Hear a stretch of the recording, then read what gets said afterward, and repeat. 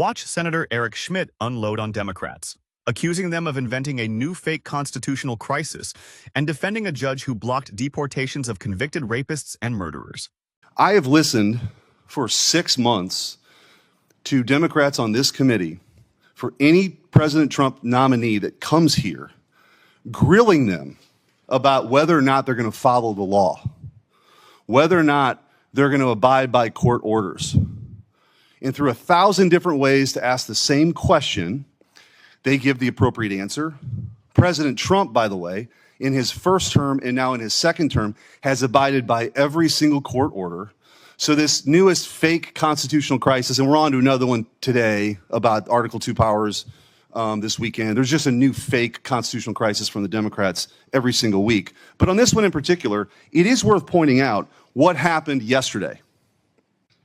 What happened yesterday, a radical, liberal, progressive, leftist judge, Brian Murphy, who was confirmed in the lame duck session when Joe Biden, President Autopin, may not even have known he was appointing this person, approved by the Democrats in the Senate, is now refusing to obey by a Supreme Court order for the deportation of 7 criminal aliens. And let's just do a little bit of tail of the tape.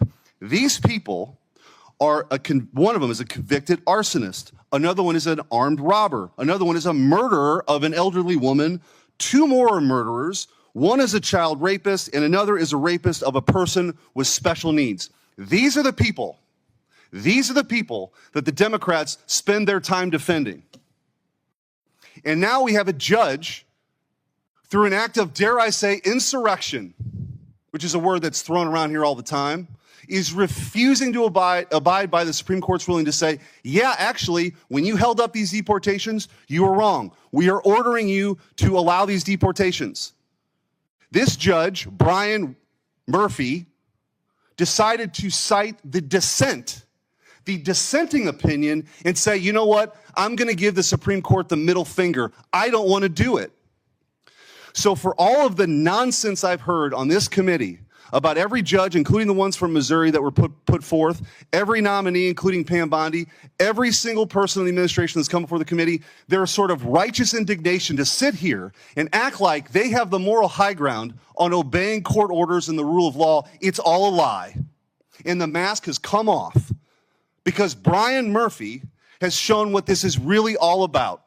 The Democrats believe in that, but only when it suits them. And this issue of illegal immigration, I can't actually believe they're doing it. I can't actually believe that this 80-20 issue, the American people want to meet mass migration with mass deportations, period. And their willingness to allow assaults on law enforcement officers who are doing their jobs is insane. What you will not hear, you've heard some Democrats disavow the violence, but what you will never hear any one of them say is that, you know what, we need to take a step back and let ICE do their jobs, because they don't really want ICE to do their jobs. They're totally fine with a bunch of leftist radicals who invaded the White House with President Autopin.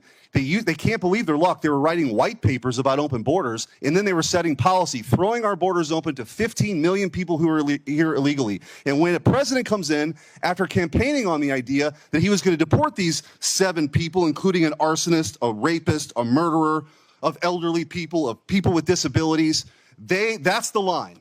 That's the red line. And now you've got a judge willing to back them up. So this is outrageous. And I don't think it's going to last for very long, but I applaud you for what you do every day. You don't get a lot of thanks. You're put in a impossible position. And I've seen what's been going on in California. It's ridiculous. If you're here illegally, you don't have a right to be here illegally, period. End of story. And guess what? The law says you can be deported somewhere else, like in this case. And the Supreme Court just affirmed that. And now we have a rogue, liberal, leftist district court judge who doesn't want to abide by it.